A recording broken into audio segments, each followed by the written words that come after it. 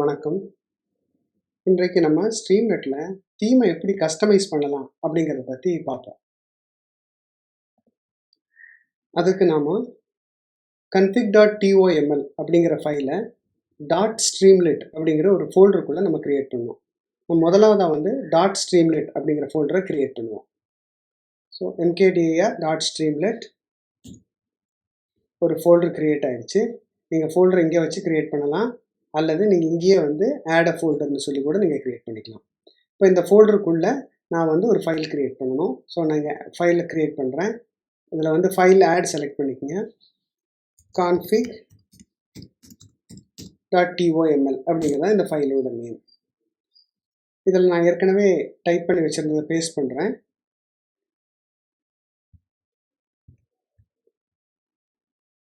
Time save பண்ணுறதுக்காக தான் அப்படி பண்ணியிருக்கேன். இதில் என்னென்னு பார்த்தீங்கன்னா, இந்த தீமை டிஃபைன் பண்ணும்போது ஓப்பன் அண்ட் க்ளோஸ் பிரேசஸ்க்குள்ளே தீம்னு சொல்லிக்கங்க. அதுக்குள்ளே நீங்கள் மற்ற பேராமீட்டர்ஸ் எல்லாமே உங்களால் டிஃபைன் பண்ணிக்க முடியும். ஸோ உதாரணத்துக்கு primary colour, background colour, secondary colour, text colour, font இதெல்லாமே உங்களால் டிஃபைன் பண்ணிக்க முடியும். ஸோ நம்ம இதை சேவ் பண்ணுவோம். இப்போ இது ஒரு ப்ளூ கலர் தீம் நான் கொடுத்துருக்கேன். இது எப்படி வருது அப்படின்னு பார்ப்போம். அது இப்போ app.pyல நம்ம டைட்டில் சில இன்ஃபர்மேஷனை ரைட் பண்ணிவிட்டு அந்த தீம் எப்படி வருது அப்படின்னு சொல்லி பார்ப்போம். இப்போ உதாரணத்துக்கு இதில் ஒரு டைட்டில் கொடுத்துருக்கேன், ஒரு டெக்ஸ்ட்டை ரைட் பண்ண சொல்லியிருக்கிறேன். ரெண்டையும் நான் சேவ் பண்ணுறேன். சேவ் பண்ணிவிட்டு நம்ம இப்போ ரன் பண்ணி பார்ப்போம். Streamlit run app.pyன்னு கொடுக்குறோம்.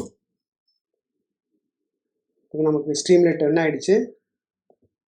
இப்போ பார்த்தீங்கன்னா இதோட பேக்ரவுண்ட் ப்ளூ கலரில் நம்ம கொடுத்துருந்த டைட்டில் அது எல்லாமே வந்துருச்சு. சரி, இப்போ நம்ம பேக்ரவுண்டை சேஞ்ச் பண்ணி பார்ப்போம். அதுக்கு நம்ம config.toml ஃபைலில் நான் பேக்ரவுண்ட் கலரை சேஞ்ச் பண்ணுறேன். ஸோ உதாரணத்துக்கு இப்போ பிளாக் கலர் கொடுக்கணும் அப்படின்னா 0000000 6 zeros நீங்கள் கொடுத்தீங்கன்னா போதும், பிளாக் கலரு. நான் அதை சேவ் பண்ணுறேன். இப்போ நம்மளோட ப்ரௌசரை பார்ப்போம். இதை ரீலோட் பண்ணுவோம். ஆல்வேஸ் ரீரன்னு கொடுத்துட்றேன். பாருங்கள், இப்போ அதோட பேக்ரவுண்ட் பிளாக் கலராக நமக்கு சேஞ்ச் ஆகிடுச்சு. இப்படி கலர் மட்டும் இல்லை, நீங்கள் ப்ரைமரி கலரோ இல்லை பேக்ரவுண்ட் கலரோ டெக்ஸ்ட்டோட கலரோ ஃபாண்ட்டோட டிஃப்ரெண்ட் ஃபாண்ட்டோ நீங்கள் ஸ்பெசிஃபை பண்ணிக்கலாம். எப்படி அடுத்தபடியாக நம்ம ஃபைல் அப்லோடரை யூஸ் பண்ணி ஒரு ஃபைலை அப்லோட் பண்ணி அதில் இருக்கக்கூடிய கண்டென்ட்ஸ் எல்லாம் எப்படி பார்க்கலாம் அப்படிங்கிறத பார்ப்போம். ஸோ அதுக்கு நம்ம ஸ்ட்ரீம்லெட்டை இம்போர்ட் பண்ணிட்டோம். இந்த பகுதியில் நம்ம என்ன பண்ணுறோம் அப்படின்னு பார்த்தீங்கன்னா, நான் லோட் பண்ணக்கூடிய ஃபைல் ஒரு சிஎஸ்வி. அந்த சிஎஸ்வியில் இருக்கக்கூடிய கண்டென்ட்டை நம்ம எடுத்து காமிக்க போகிறோம். இதுக்கு நான் பேண்டாஸை யூஸ் பண்ண போகிறேன். இந்த பேண்டாஸ் இன்ஸ்டால் பண்ணுறதுங்கிறது ரொம்ப ஈஸி. பிப் இன்ஸ்டால் பேண்டாஸ் அப்படின்னு நீங்கள் போட்டிங்கன்னா போதும். பேண்டாஸ் அதுக்கு தேவையான சப்போர்ட்டட் லைப்ரரிஸ் எல்லாமே நமக்கு இன்ஸ்டால் ஆகிக்கும். அடுத்து நான் ஒரு டைட்டில் கொடுக்குறேன். ஃபைல் அப்லோடர் அப்படிங்கிற ஒரு டைட்டில் கொடுக்குறேன். அடுத்து நம்ம சப்ஹெடர் எப்படி கொடுக்கணுங்கிற ஏற்கனவே பார்த்துருக்கோம். st.subheader அப்படிங்கிற ஃபங்க்ஷன் யூஸ் பண்ணி நம்ம சப்ஹெடர் கொடுத்துக்கலாம். அடுத்து நம்ம ஃபைலை அப்லோட் பண்ணுறதுக்கு உண்டான ஃபங்க்ஷன் எழுதுவோம். ஸோ அது st.fileuploader. நம்ம ஃபைல் அப்லோடருங்கிறத ஏற்கனவே பார்த்துருக்கோம்.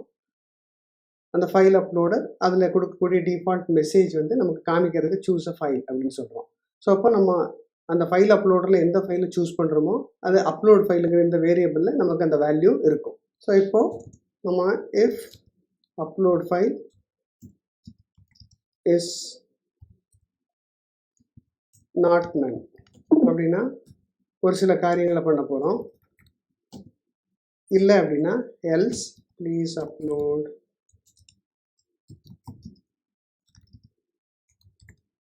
தி ஃபைல். ஸோ நம்ம இதை சேவ் பண்ணிக்கலாம். பாருங்கள், இங்கே சேவ் பண்ணதே உங்களுக்கு தெரிஞ்சிடும். File uploader input CSV. இங்கே either drag or select the file. இங்கே நம்ம இந்த மெசேஜ் வந்துருச்சு. பாருங்கள், அதை நம்ம சேவ் பண்ணதே நம்மளோட பேஜ் வந்துருச்சு. நம்ம கொடுத்த ஹெட்டர், சப்ஹெட்டர், நம்மளோட ஃபைல் அப்லோட் விட்ஜெட், நம்ம கொடுத்த இன்ஃபோ மெசேஜ் எல்லாமே நமக்கு வந்துருச்சு. இப்போ நம்ம ஃபைல் அப்லோட் பண்ணது அந்த ஃபைலை நம்ம பேண்டாஸ் யூஸ் பண்ணி லோட் பண்ணுறோம். ஸோ அதுக்கு பேண்டாஸில் ரீட் சிஎஸ்வின்னு ஒரு ஃபங்க்ஷன் இருக்குது. அதே பிடினா நம்ம இங்கே பேண்டாஸ் ஆஸ் பிடின்னு கொடுத்ததுனால நம்ம பிடின்னு ரெஃபர் பண்ணுறோம். pd.read csv of எந்த ஃபைலை வந்து நம்ம அப்லோட் பண்ணுறோமோ அந்த ஃபைலை வந்து நம்ம ரீட் பண்ண சொல்லிடலாம். அந்த லீட் பண்ண வேல்யூஸ் எல்லாத்தையுமே டிஎஃப், அதாவது இந்த டேட்டா ஃப்ரேம் அப்படின்னு சொல்லுவாங்க, அந்த டேட்டா ஃப்ரேம் அப்படிங்கிற ஒரு வேரியபிளில் நம்ம ஸ்டோர் பண்ணிடும். அடுத்தபடியாக நம்ம ஒரு சப்ஹெடர் போடுறோம். அடுத்து st.write ஆஃப் அந்த டேட்டா ஃப்ரேமில் என்ன இருக்கோ அதை வந்து நம்ம ரைட் பண்ணிடுறோம். ஸோ இப்போ நான் சேவ் பண்ணுறேன். சேவ் பண்ணிட்டோம். இப்போ நம்மளோட ப்ரௌசருக்கு போகிறோம். நான் ஆல்வேஸ் ரீரன் அப்படின்னு கொடுத்ததுனால திரும்ப அது ரீரன் ஆகிடுச்சு. இப்போ நம்ம ஃபைலை ஓப்பன் பண்ணி பார்ப்போம். இப்போ நான் இந்த ப்ரௌஸ் ஃபைல்ஸில் கிளிக் பண்ணுறேன்.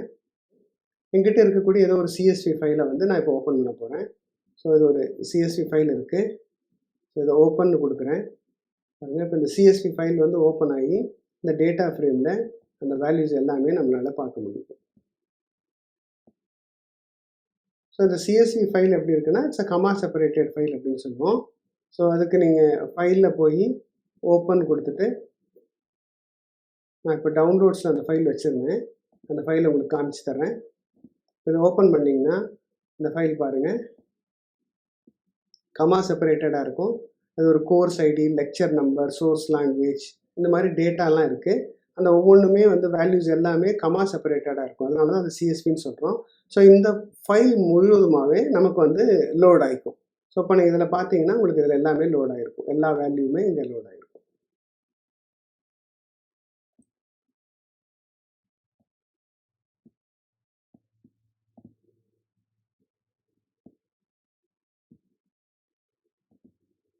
இப்போ அடுத்து நம்ம டேட்டா ஃப்ரேமில் இருக்கக்கூடிய ஸ்டாட்டிஸ்டிக்ஸ், அந்த டிஸ்கிரிப்டிவ் ஸ்டாட்டிஸ்டிக்ஸை நம்ம எழுத போகிறோம்.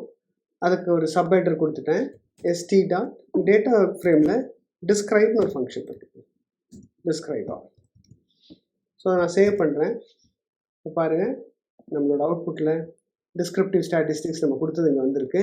இதில் பாருங்கள், இதில் சம், மீன், ஸ்டாண்டர்ட் டீவியேஷன் எல்லாமே வந்து எல்லா வேல்யூஸுமே வந்து நம்மளால் இங்கே பார்க்க முடியும். பேண்டாஸ் யூஸ் பண்ணி ஒரு சிஎஸ்வி ஃபைலை ஈஸியாக லோட் பண்ணிட முடியும்.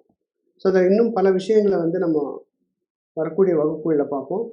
இப்போதைக்கு ஒரு ஃபைலை எப்படி லோட் பண்ணுறது, ஒரு சிஎஸ்வி ஃபைலை எப்படி லோட் பண்ணுறது, அது இருக்கக்கூடிய வேல்யூஸ் எப்படி பார்க்குறது, அதோட ஸ்டாட்டிஸ்டிக்ஸ் எப்படி பார்க்குறது அப்படிங்கிறத பார்த்துருக்குறோம். இப்போ நம்ம ஸ்ட்ரீம்லெட்டில் எப்படி ஒரு பேஜ் கான்ஃபிகரேஷன், ஒரு லேஅவுட் எப்படி பண்ணணும், அப்புறம் சில இன்ட்ராக்டிவ் விட்ஜெட்ஸ் எல்லாம் எப்படி எழுதலாம் அப்படிங்கிறத பற்றி நம்ம பார்ப்போம். நான் ஏற்கனவே இந்த கோடு எழுதிட்டேன் டைம் சேவ் பண்ணுறதுக்காக. இப்போ இதை ஒவ்வொன்றையும் வந்து அன்கமெண்ட் பண்ணி நம்ம பார்ப்போம். இப்போ என்ன நடக்குது அப்படிங்கிறது நமக்கு தெரியும்.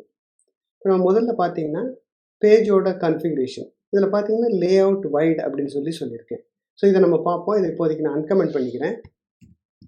அடுத்தபடியாக ஒரு டைட்டில், இப்போ பார்த்தீங்கன்னா ஸ்ட்ரீம்லெட்டுக்காக அடுத்தபடியாக ஒரு டைட்டில் கொடுத்துருக்குறேன். இது ரெண்டையும் நான் சேவ் பண்ணுறேன். இப்போ பாருங்கள், இப்போ இந்த லேஅவுட் வைட் அப்படின்னு சொல்லி நான் கொடுத்ததுனால இது எங்கேருந்து வருதுன்னு பாருங்கள்.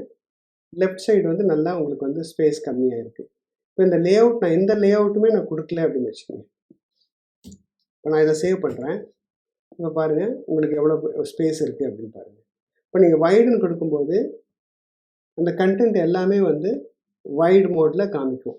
அப்படி இல்லை அப்படிங்கும்போது அந்த கண்டென்ட் எல்லாமே ஒரு என்கேப்சுலேட் ஆகி ஒரு ஃபிக்ஸ்டு வித்தில் காமிக்கும். அப்போ நமக்கு வைடு மோடு வேணுமா இல்லை நமக்கு அந்த ஃபிக்ஸ்டு வித் மோடு வேணுமா அப்படிங்கிறத வந்து நம்ம டிசைட் பண்ணிக்கலாம் இந்த செட் பேஜ் கான்ஃபிக் யூஸ் பண்ணி. அடுத்து நம்ம எக்ஸ்பேண்டர் யூஸ் பண்ணியிருக்கோம். அதை அன்கமெண்ட் பண்ணுறேன். ஸோ அதில் ஒரு இமேஜ் அதில் காமிக்கிற மாதிரியும் ஒரு டெக்ஸ்ட் இருக்கிற மாதிரியும் போட்டிருக்கோம். அதை சேவ் பண்ணலாம். சேவ் பண்ணிவிட்டு நம்மளோட ஸ்க்ரீனை பார்ப்போம். பாருங்கள், இப்போ நம்ம கொடுத்துருந்த அபவுட் திஸ் ஆப், இந்த எக்ஸ்பேண்டர் நம்ம கொடுத்துருக்கிற அபவுட் திஸ் ஆப்பு இங்கே வந்திருக்கு. இதை நீங்கள் எக்ஸ்பேண்ட் பண்ணி பார்த்தீங்கன்னா உள்ளுக்குள்ளே நம்ம ஸ்ட்ரீம்லைட் இமேஜ் பற்றி அதோட லோகோ போட்டிருந்தோம். அந்த லோகோவும் அங்கே கொடுத்துருந்த டெக்ஸ்ட்டும் ரெண்டுமே நமக்கு வந்துருச்சு. சரி, அடுத்தபடியாக நம்ம என்ன பண்ண போகிறோம், ஒரு சைடு பார் டிஃபைன் பண்ண போகிறோம். அந்த சைடு பாரில் நமக்கு தேவையான இன்புட்ஸை வாங்க போகிறோம். ஸோ அதுக்கு கீழே இருக்கக்கூடிய லைன் நம்பர் 12 17 வரைக்கும் நான் வந்து அன்கமெண்ட் பண்ண போகிறேன்.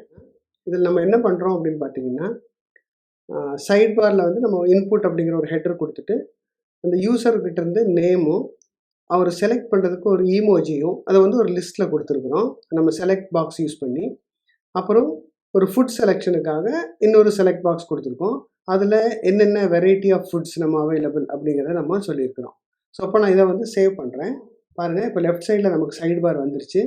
இங்கே வாட் இஸ் யுவர் நேம், அந்த ஃபஸ்ட் நம்ம கொடுத்தது வந்து இங்கே வந்து what is your name, choose emoji, அதுக்கப்புறம் what is your favourite food.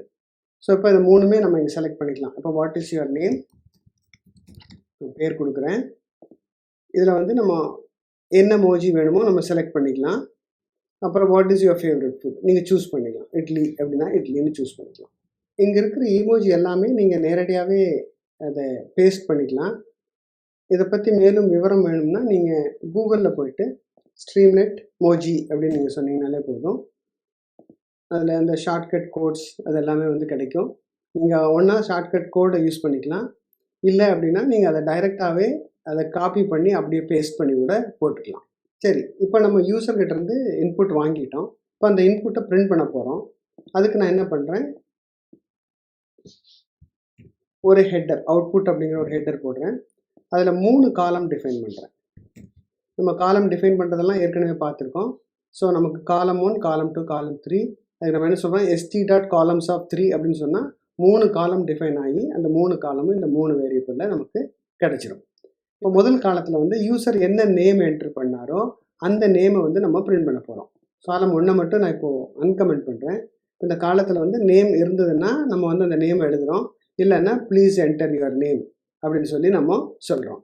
So இதில் நான் சேவ் பண்ணுறேன். பாருங்கள், நம்மளோட அப்ளிகேஷனுக்கு போவோம். இங்கே நான் சூஸ் பண்ணதுனால ஹலோ ஜெயபிரகாஷ்னு வந்துருச்சு. இப்போ நான் எனக்கு வந்து இந்த நேமே இல்லை அப்படின்னு வச்சுக்கோங்க. இப்போ நேம் இல்லை அப்படிங்கும்போது இங்கே என்ன வருதுன்னு பார்த்தீங்கன்னா ப்ளீஸ் என்டர் யுவர் நேம் அப்படின்னு சொல்லி நமக்கு வந்துடுது. அடுத்து காலம் 2 நம்ம எனேபிள் பண்ணுவோம். ஸோ இந்த காலம் 2ல் நம்ம என்ன மோஜி செலக்ட் பண்ணியிருக்கோமோ அது வந்து நமக்கு டிஸ்பிளே ஆகும். ஸோ நம்ம என்ன சொல்கிறோம் அப்படின்னு பார்த்தீங்கன்னா, அந்த மோஜி இருந்ததுன்னா அதை சொல்லுவோம். இல்லை அது இல்லை அப்படின்னா சூஸ் அ மோஜி அப்படின்னு சொல்லி நம்ம சொல்கிறோம். ஸோ அப்போ இதை பாருங்கள், இப்போ ரன் பண்ணி பார்ப்போம். இப்போ பாருங்கள், நம்ம ஆல்ரெடி நம்ம செலக்ட் பண்ணியிருந்தோம். அதனால் இந்த மோஜி வந்திருக்கு. இப்போ நம்ம எதுவுமே செலக்ட் பண்ணல அப்படின்னு வச்சிங்களேன், இங்கே வந்து ப்ளீஸ் சூஸ் அ மோஜி அப்படின்னு சொல்லி செலக்ட் பண்ணிக்கலாம். ஸோ இங்கே பார்த்தீங்கன்னா இந்த நம்ம வேல்யூஸ் கொடுக்கும்போதே நான் முதல் வேல்யூ வந்து எம்டியாக கொடுத்துருக்கேன். ஸோ அதனால தான் நமக்கு வந்து முதல் வேல்யூ இங்கே வந்து எம்டியாக வருது. அது கொடுக்கல அப்படின்னா உங்களுக்கு எப்போவுமே வேல்யூ இருந்துக்கிட்டே இருக்கும். ஸோ அதை புரிஞ்சுக்கிறதுக்காக தான் முதல் வேல்யூ எம்டியாக கொடுத்தோன்னா என்ன வருது, இல்லை சூஸ் பண்ணால் என்ன வருது அப்படிங்கிறதுக்காக இதை நம்ம கொடுத்துருக்கோம். சரி, அடுத்து நம்ம 3வது இருக்கக்கூடிய ஃபுட்டு. இப்போ ஃபுட்டை வந்து நம்ம 3வது காலத்தில் நம்ம பிரிண்ட் பண்ணுவோம். இதை நான் அன்கமெண்ட் பண்ணுறேன், சேவ் பண்ணுறேன். இப்போ பாருங்கள், எந்த வேல்யூமே நம்ம கொடுக்காதனால அது வந்து ப்ளீஸ் சூஸ் யுவர் ஃபேவரட் ஃபுட்டுன்னு கொடுக்குது. நான் அதுதான் நம்ம சொல்லியிருக்கோம். இப்போ அதாவது ஃபுட் இருந்ததுன்னா அந்த ஃபுட்டை நீ ரைட் பண்ணிக்கோ, ஃபுட்டு இல்லை அப்படின்னு சொன்னேன்னா ப்ளீஸ் சூஸ் யுவர் ஃபேவரட் ஃபுட்டுன்னு சொல்லிக்கோ அப்படின்னு வரும். இங்கே பாருங்கள், இங்கெல்லாம் வந்து நான் டபுள் ஸ்டார் கொடுத்து ஃபுட்டுன்னு கொடுத்துருக்கேன். நம்ம ஏற்கனவே வந்து மார்க் டவுன் அப்படின்னு சொல்லி நம்ம பார்த்துருக்கோம். ஸோ அப்போது st.writeக்குள்ளேயே வந்து நீங்கள் மார்க் டவுனையும் கொடுத்துட முடியும்.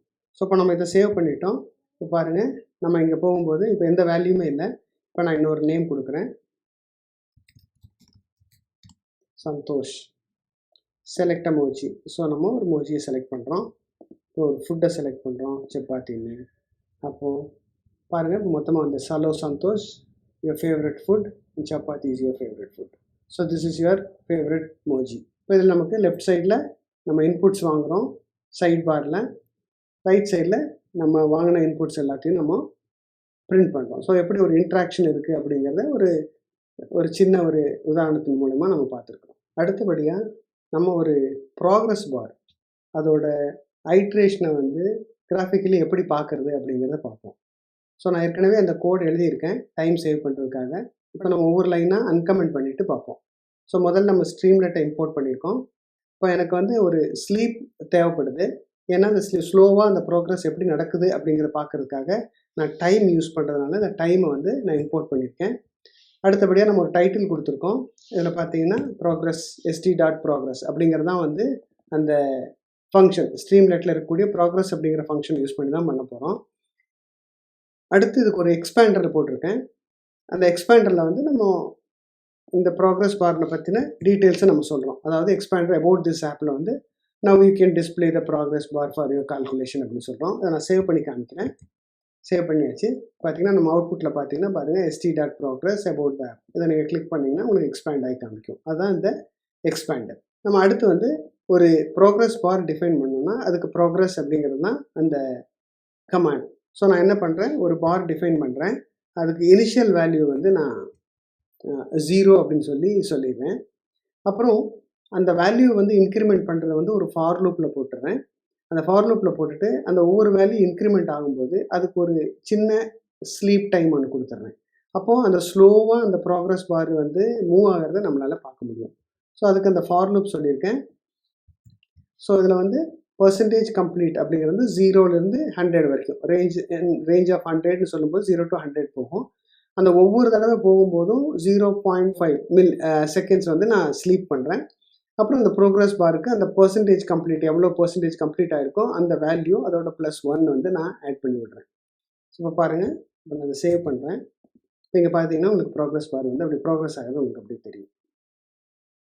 இப்போ அடுத்து கடைசியாக ஒரு ஸ்டேட்மெண்ட் போட்டிருக்கேன், st.balloons அப்படின்னு சொல்லி. ஸோ இது எதுக்கு அப்படின்னு பார்த்தீங்கன்னா, இது ஒரு ஜஸ்ட் அ ஃபன்.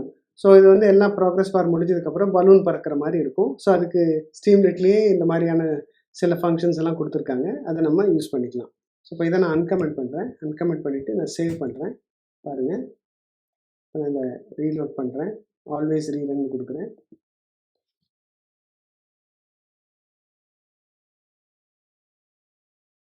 முடிஞ்சது பலூன்ஸ் பறக்கிற மாதிரி இருக்கும். இன்றைக்கு நாம் ஸ்ட்ரீம்லிட்டில் வந்து நிறைய விஷயங்களை பார்த்துருக்கோம். ஒரு லே அவுட் எப்படி பண்ணுறது, பேக்ரவுண்ட், ஃபோர்க்ரவுண்ட், ஃபாண்ட் கான்ஃபிகரேஷன் எப்படி பண்ணுறது, ஒரு இன்ட்ராக்ஷன், அதாவது விஜெட்டில் ஒரு இன்ட்ராக்ஷன்ஸ் எப்படி பண்ணுறது அப்படிங்கிறத பற்றின பல விஷயங்களை இன்றைக்கி பார்த்துருக்கோம். இனி வரக்கூடிய வகுப்புகளில் மேலும் சுவாரஸ்யமான விஷயங்களை நம்ம பார்ப்போம். உங்களுக்கு இந்த வீடியோ பிடிச்சிருந்ததுன்னா இதை லைக் பண்ணுங்கள். யாரெல்லாம் படிக்கணும்னு விருப்பம் இருக்கோ அவங்களுக்கு நீங்கள் ஷேர் பண்ணுங்கள். சப்ஸ்கிரைபும் பண்ண சொல்லுங்கள். அப்படி சப்ஸ்கிரைப் பண்ணிங்கன்னா தான் நான் அடுத்து போடக்கூடிய அப்டேட்ஸ் எல்லாம் உங்களுக்கு வந்து நோட்டிஃபிகேஷனாக வரும். நன்றி.